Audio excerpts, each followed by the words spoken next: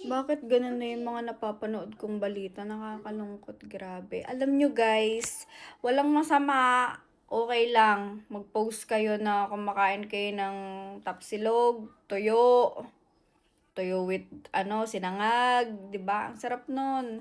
Or mag-post kayo ng kung anong nabili nyo, basta pinaghirapan nyo. Kung mumurahin lang 'yan, okay lang 'yan. Kesa naman magfe-flex kayo, galing pala sa nakaw, galing pala sa pinaghirapan ng iba, hindi sa malinis na paraan.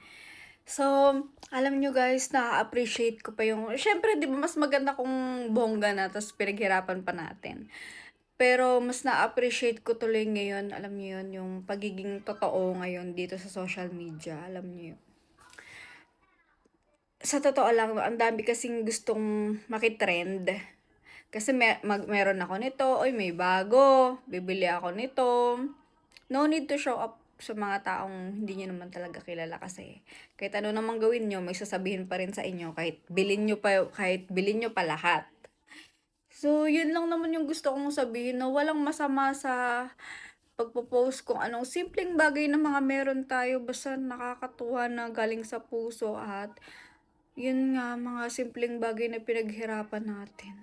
Kesa naman sa napakagara ng pamumuhay nyo, luxury, dala-dalawa pa yung mga doble-doble pa. Tapos, ang secret pala nun is, hindi naman pala talaga galing sa inyo. Shout out sa mga ganyan, grabe, makonsensya naman kayo. Yun lang.